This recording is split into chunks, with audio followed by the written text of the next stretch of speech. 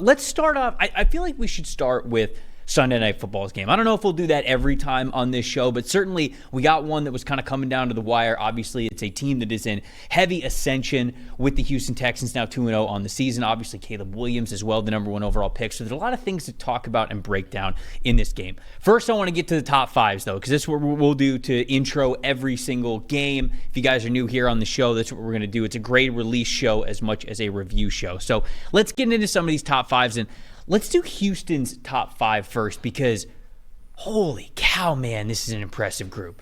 D'Amico Ryans, defensive guy, and you got so many defensive players literally in the top five from what we saw in Sunday Night Football last night. Number one graded player last night for the Houston Texans was their edge rusher, Danielle Hunter, who we talked about as one of the top free agency ads of any team this offseason. He's number one on that list. Rookie Kamari Lassiter, look at that. Got himself an interception, got his hands on the ball last night, 90.0 overall grade, the second highest graded player.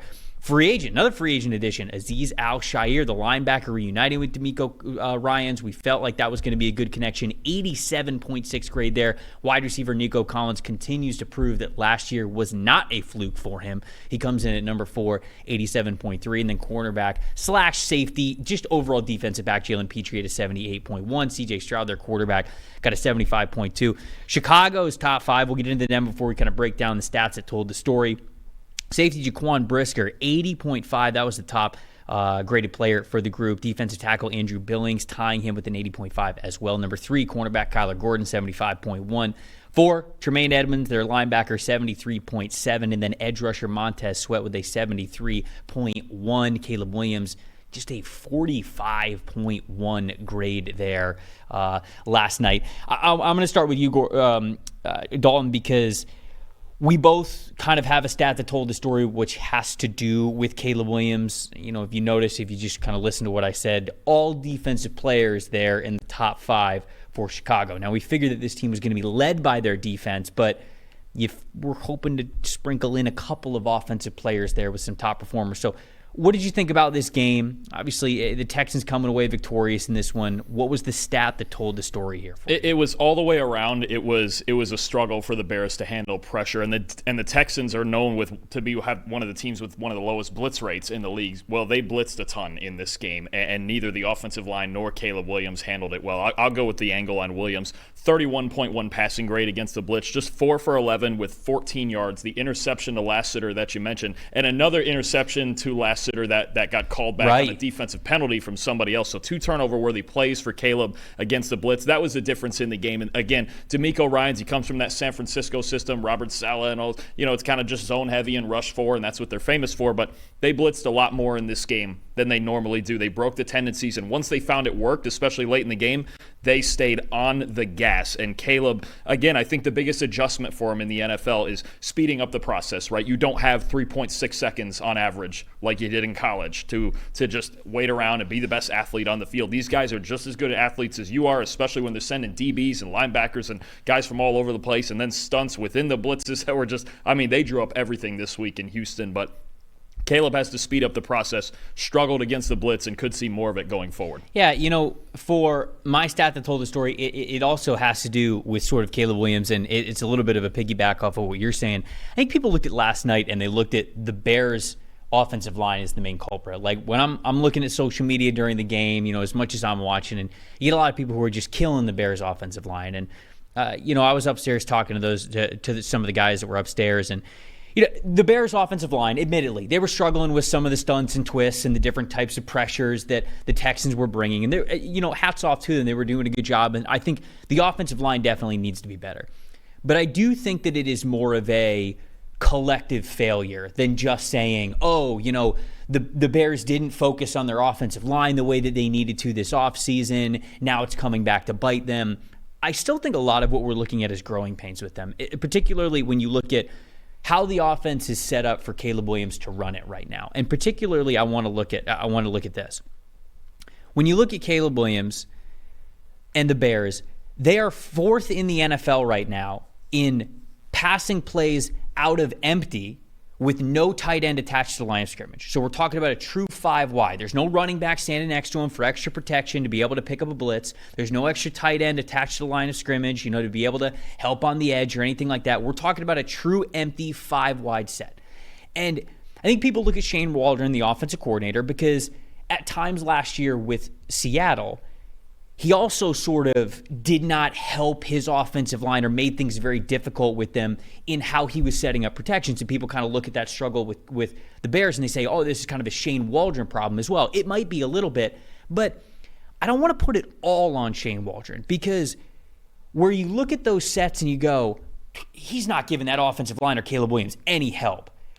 That's kind of what Caleb is used to, right? You go back to last year. USC was 15th of all of the FBS schools in that same category. Empty sets, no tight end on the line of scrimmage. He's giving Caleb what he is used to. The difference is he's playing against an NFL defense, and where he could retreat in the pocket and run around and have those Superman plays from empty at USC, you don't really get to do that at the NFL level. And instead, when you play empty, you've got to be very confident and keyed on to what your hot reads are. And I don't think Caleb Williams is there quite yet. So yes, the offensive line can play better. Yes, Shane Waldron can maybe do a little bit better job of setting up the protection to help him a little bit here.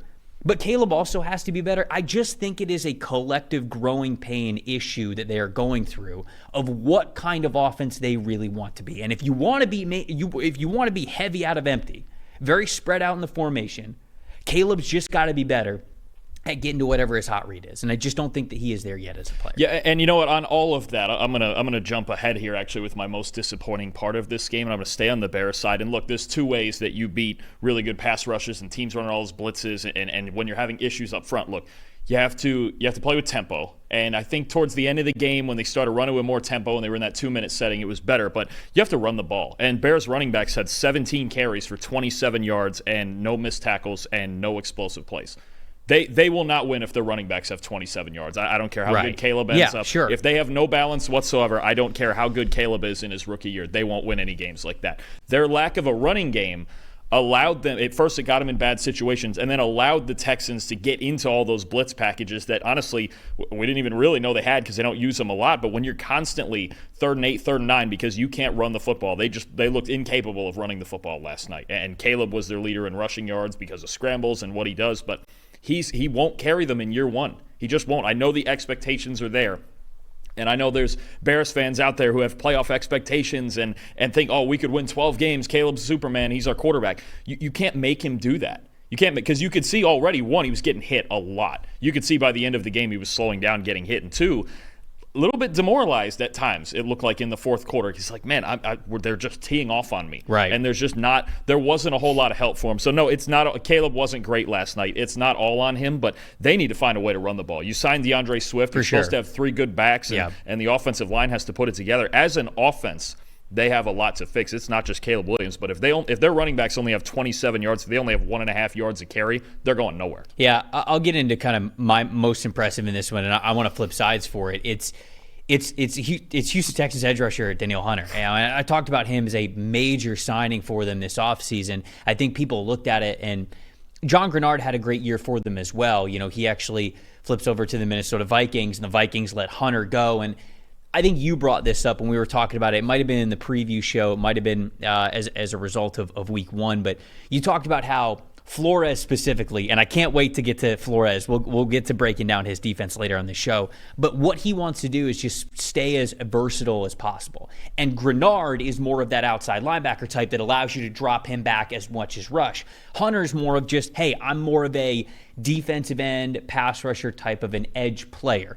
That's exactly what the doctor ordered for the Houston Texans. They both went to a better fit. It seems weird, like why would they just swap guys? But they're two different players. And Hunter and Anderson, that's just a nasty duo as 2 classic defensive ends like that. And I think that is the point, is a lot of people looked at this offseason and went, oh, okay, so the Vikings lose Hunter, gain Grenard, and the Texans lose Hunter and gain other way around. They lose Grenard and gain Hunter, and they said, oh, it's just a wash. It's not a wash. Both of these teams got better by both of these players moving to these spots. And so obviously you've seen elite PFF grade. He's the top graded player for the Houston Texans. And he had 3 tackles, 1.5 sacks. One of those sacks was late in the fourth quarter. It was that clutch sack where he just, he won very quickly off of the edge against Darnell Wright, and just put his shoulder straight into Caleb Williams. I was worried about Caleb. I was worried too, and he popped up, and I'm very thankful for it. But that was, I think, second down is when he got hit hard on that play. And it was the drive where, hey, you basically needed to score a touchdown here.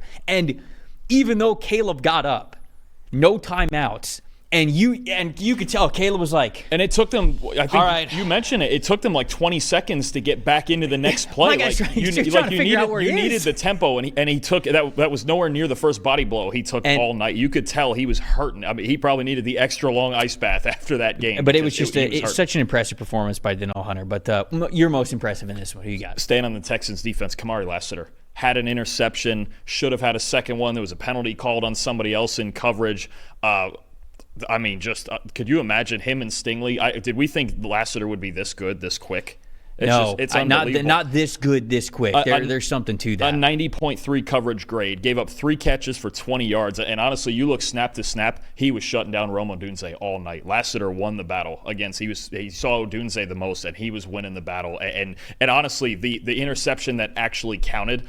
What a spectacular play that was, with Caleb rolling to his right, clearly a weapon, and he knew when Caleb rolled to his right. He was looking, Lassiter was kind of in this spot where he could have got high load, and Williams could have made the right throw under, but he knew. He was just like, oh, he's going to take a shot here, and he sinks back from where he's at, and he just makes an incredible play on this interception.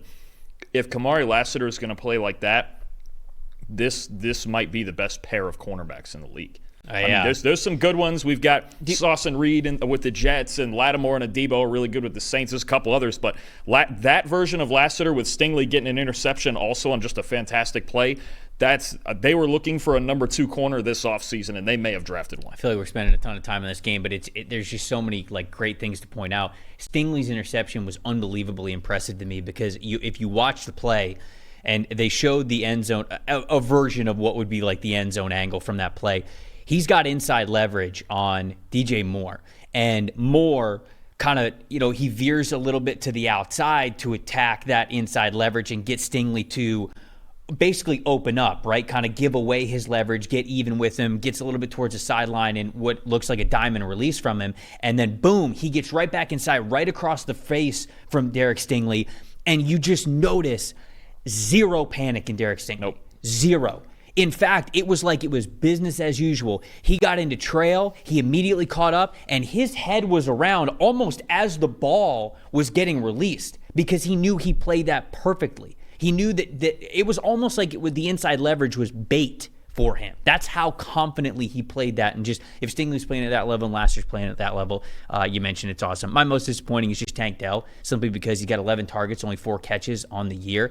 That chemistry, those two, him and Stroud were really connecting last year, and it's just not on point right now. So we talked about sort of the offense for the Bears kind of being the most disappointing, but if I sort of had to nitpick for Houston, I imagine what this offense is going to be like when the Tank Dell and CJ Stroud connection is like it was last year. So that being off to a slow start's a little disappointing this year. Yeah, I agree. I mean, you're talking about, but they've been focused on Nico Collins, right? Nico Collins has been getting the matchup, and I don't have any issue with that. We were curious how all the targets would be shared on that Texans team. Diggs is obviously making some third down grabs or getting Dell working back from the injury, but right now it's Collins leading the way. So I think Dell is going to improve in the coming weeks, and we even saw plays from Dalton Schultz and plenty from Joe Mixon. Hopefully he's healthy going forward. But Collins is the number 1 guy right now, and everyone's going to have to fall in line behind that. Did you give your most disappointing for this one? I did, yeah. It was where did it go? Oh, the run game. Yeah, the run game. Yeah, run game. Bears Definitely run game, needs to be better there.